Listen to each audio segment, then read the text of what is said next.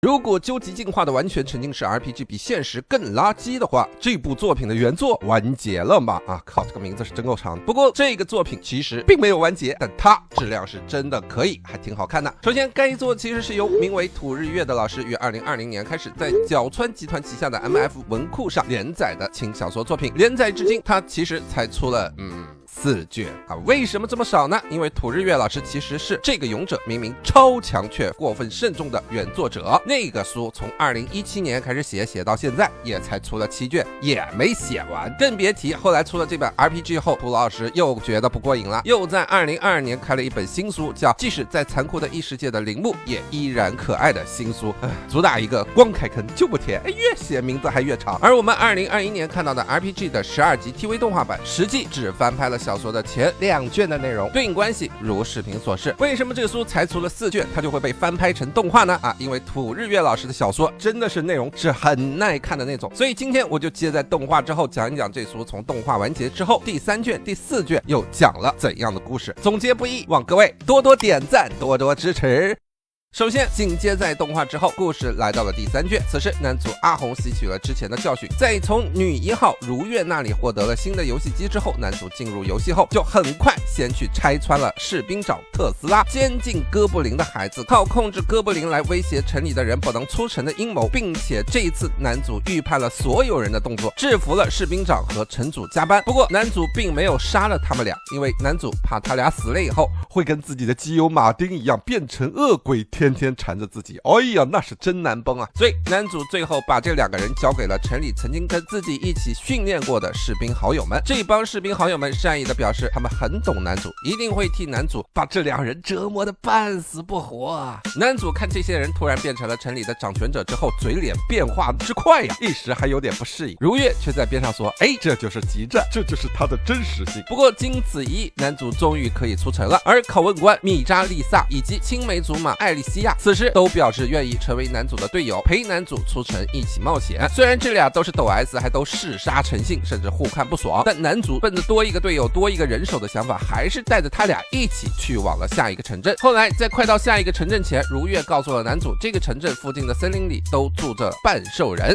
大家都知道日漫里面的半兽人是个怎么样的存在，对吧？不过游戏开发商怕吃官司，所以在展现兽人的真实性方面，故意设计成了兽人只会袭击男人，而且人均拥有肛门撕裂技吓得男主当时菊花一紧，脚一滑没看路就中了兽人的陷阱。幸好男主还有2个队友，于是男主求救的时候头这么一回，就发现拷问官跟自己一样挂在半空了。不过青梅竹马并没有中招，成了唯一能够对抗兽人的人，但青梅竹马的匕首攻击根本杀不死皮糙肉厚的猪头兽人。好在青梅给男主争取到了时间，男主挣脱陷阱自由了之后，下来一刀就杀了兽人，然后就见拷问官欢呼雀跃的跑过来在肢解猪头兽人的尸体。原来这个游戏里面的怪物不会变成光粒子消失，所以卖商店的材料都会以真实的尸体的状态靠人力分解，然后背去商店里卖才行。男主看拷问官杀猪的那个场面差点吐一地幸好女1号如月在场，如月使出了游戏 DLC 给的特殊技能马赛克，让拷问官分解尸体的画面变成了一堆花花点点的东西，搞得那个画面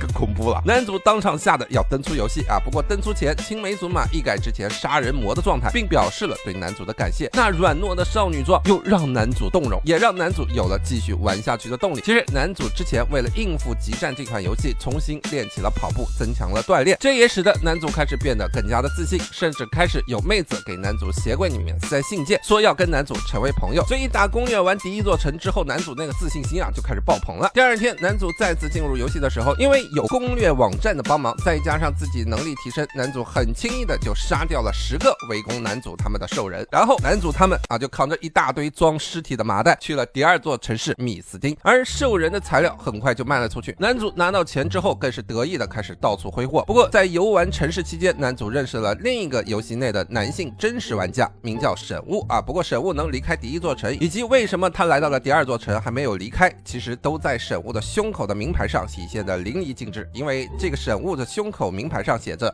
兽人的情人啊，你想象一下。如月后来更是表示，你看啊，这就是这个游戏的多样性，玩家能够开发出各种各样的玩法。如月甚至表示了，只要玩家想，甚至能让 NPC 怀孕。如月这无意间的心理暗示让男主胡思乱想了很久。更要命的是，男主带同伴去客房休息的时候，青梅还在大半夜来搞了偷袭，跑来亲了男主的脸颊，明送秋波啊！要不是拷问官半路杀出，男主差点就把这个游戏玩成了成人向。不过这就搞得男主越来越得意忘形。为了继续快乐的攻略去往下一座城市，男主他们后来在游戏里的白天时去了冒险者公会，打算大赚一笔后就开启去往下座城市的主线任务。结果却发现这个城市里面的任务全都是猎杀猪头兽人。男主当时就没有忍住，大声吐槽：这游戏开发团队也太懒了吧，就不能设计点更强点的怪物吗？男主的吐槽却让公会里面瞬间安静了下来，所有的 NPC 都僵住看向了男主。很快大家又都嘲笑男主是不自量力的人，其中一个 NPC 更是跑来嘲讽似的给男主一个超高级别的任务，讨伐十字路口的恶魔。男主此时还不以为意，觉得这一回可算是有自己大展拳脚的机会了。正当男主接下任务时，突然一个褐色头发的妹子跑来，泪眼婆娑的一把搂住男主，然后说道：我一直在等待你的到来呀。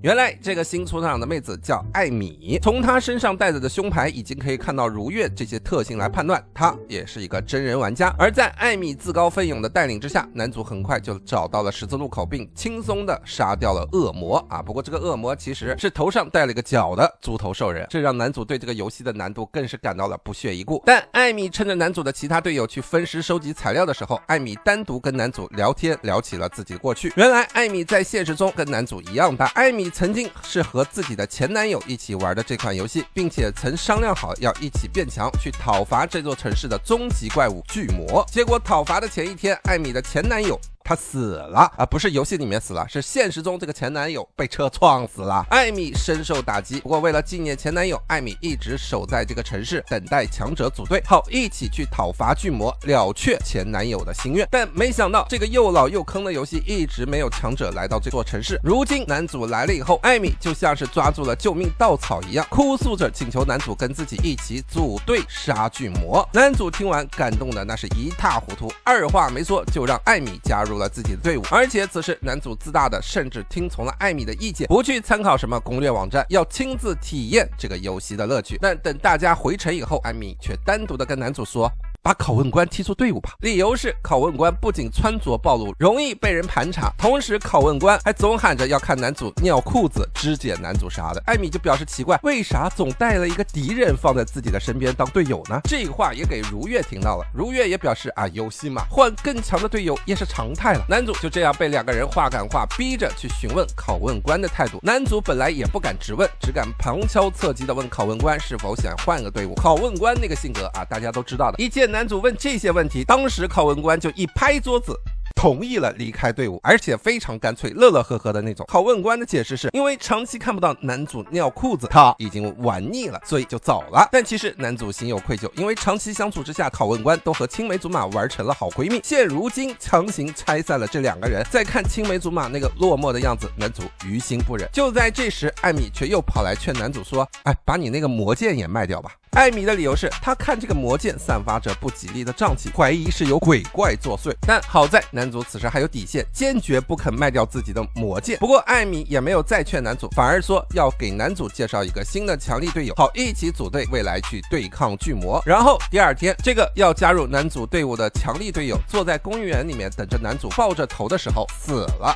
是头放在胸口抱着的那种抱着头。而杀人的人正是离队的拷问官。原来拷问官根本就不甘心，甚至拷问官离队以后就开始扭曲到要折磨死男主为止，并且此时拷问官也出现在了公园里，拿着锯子说要切下男主那块肉，然后塞上管子做成尿裤子喷泉。好在光天化日之下，这里的动静很快就引来了很多 NPC。 拷问官见没有机会下手，就先逃之夭夭了。但是在逃之前，男主发现自己因为愧疚之情根本发挥不出魔剑的实力，甚至根本招架不住拷问官的攻击。而很巧的是，被杀的这个新队友其实是一个通缉犯，所以城里的 NPC 并没有打算追捕拷问官的意思，这就导致男主提心吊胆，害怕拷问官随时偷袭。这时候艾米就又提议让男主去买城里面武器店卖的120万金币的圣剑。有了强力的武器，就不用怕拷问官的偷袭了。但男主此时并没有那么多的钱，但艾米却说他有门路。于是，在艾米的撺掇之下，男主去了地下钱庄，从这里的老板娘切尔西手中贷款了100多万的金币，买下了圣剑。男主当时也没有当回事，心说多杀点城外的兽人拿去卖钱，贷款的钱很快就能还上的。结果男主刚出城就发现拷问官在森林里早就搞起了屠杀兽人的行动，导致兽人几乎都快被他杀灭绝了。好不容易男主碰到了一个漏网之鱼的兽人，结果交战期间120万金买的那个圣剑，他直接就碎成了渣啊！没错，这就是一个冒牌圣剑。等男主杀完兽人，再跑回城里去退货的时候，却发现武器店已经人去楼空。这时候艾米哭哭啼啼的向男主道歉，说什么游戏险恶，他单纯无知之类的。但是男主心软，没有责怪艾米。不过要命的是，第一天要还地下钱庄的钱，男主这其实还差2万金。本来男主想要找地下钱庄的老板去商量一下，宽容个2天再还。结果地下钱庄的老板娘听完以后，当场就袭击了男主，说什么都要逼着男主当天把钱给还上，不然就当场摘了男主的器官拿去卖钱。男主见状，本想跟老板娘切尔西弄个鱼死网破，打个你死我活，但男主却发现这个老板娘无论是刀砍水淹坠下悬崖都不会死，甚至受的伤很快就会复原，追上来继续索命追债。而且这个老板娘力气大的惊人，空手就能接住男主的魔剑，比死掉的那个基友都恐怖啊！眼见男主差点就要被这个钱庄的老板给杀掉之时，是青梅竹马最后关头卖掉了身上的所有衣物，换来了2万金才把钱给还上的，让老板停下了手，放过了男主一马。但老板娘走之前却说，第2天她依然会来找男主追债的，记得准备好钱。但追债的老板娘一走，艾米就又哭得梨花带雨，跑来跟男主道歉，说是自己上了当害了男主。而男主也是看上了艾米的性格和容貌，心软不忍心怪艾米。艾米看男主依旧愿意帮自己，艾米就明着说自己已经喜欢上男主了，并且还跟男主约定下次在登录游戏前提前1小时来游戏里边，艾米要跟男主单独约会，有重要的话要跟男主讲。男主也没有怀疑啥，就先选择登出了游戏。本来游戏里面的经历已经让男主提心吊胆了，但回到了现实生活中之后，男主发现之前会跑来给自己鞋柜里面塞信的那个学妹，在男主同学友人 A 的调查下发现，这个学妹根本就不是他们学校的人，并且这个学妹现在给男主写的信越来越像恐吓信了，甚至这个学妹还约定非要跟男主见一面。另一边，男主的妹妹告诉男主，最近有一个奇怪的女人总是在家周边游荡，甚至雨天不带伞，就在窗外死死的盯着男主家的窗户。男主此时其实有些怀疑这个妹子会不会是艾米呀？但是为了先解决游戏里面的事情，男主没管现实中的事，而是开始查攻略，想要解决眼前的困境。结果却发现游戏里面那个地下钱庄的老板是个bug般的存在，根本就不会被杀死，而且战斗力逆天，无论逃到哪里，这个老板娘都会追杀过来，要不然把钱还上，要不然等着被这个老板娘摘走器官而死，根本就没有第3个选项。男主心说坏了，这得想办法早点把钱还上。于是在后一天，男主如约的提前登入游戏，想要跟艾米谈筹钱的事情。结果艾米却率先开口，表示自己喜欢上了男主，甚至表示讨伐完巨魔，艾米要在现实中与男主见面。因为这个游戏的特性，真人长什么样，游戏里面的角色就会长什么样。看着艾米可爱的外表，男主更是心动的开始胡思乱想。不过此时艾米也突然给男主扑了一盆冷水，告诉了男主，自打拷问官离队之后，拷问官几乎已经把城市外周围的兽人都给杀光了，所以男主现在急需用钱，似乎很难靠杀兽人来解决。一想到恐怖的钱庄老板娘，男主吓得就直哆嗦。但艾米却不断的劝说男主先把魔剑卖了，把欠的钱补上以后，不行就先去下一个城市杀怪，等有了钱再把魔剑赎回来不就可以了吗？男主此时也是走投无路，本来男主想要在灵魂状态下询问一下基友的意见，但男主怎么都没办法唤醒魔剑里基友的意识，根本没法交流。最终男主只好听从了艾米的建议，卖了魔剑，甚至男主还卖掉了身上的所有装备，才凑够了钱去钱庄把债务还了。结果钱庄老板娘却说这只还了本金，还有利息没有还，明天记得按时还利息，不然他依然会去找男主讨债。这就把男主给急疯了，恨不得当时就带着艾米去下一座城市。结果刚出门，男主却看见了嘴里插着匕首浑身流血的基友跑来找男主索命。鬼魂基友表示，男主卖掉剑的行为等于又杀掉了他一次，现在是2.0恶恶鬼报复时间。这还不算完，青梅竹马其实跟基友是灵魂互通的状态。男主被鬼吓得走投无路之时，正好又碰到了青梅。男主本想隐瞒说魔剑是基友同意才卖的，结果这话一出，青梅竹马当场就化身成了追杀者的扭曲形态，要让男主偿命 2.0。好不容易男主拖到了如月登入游戏，但有恶鬼基友的帮忙，青梅竹马竟然能够知道如月的方位，轻松的躲避掉所有如月的攻击。男主又心有愧疚，根本使不出必杀技来对付青梅。眼见青梅杀疯了，当时就把男主扑倒，就听刺啦一声。欲知后事如何，请听下回分解。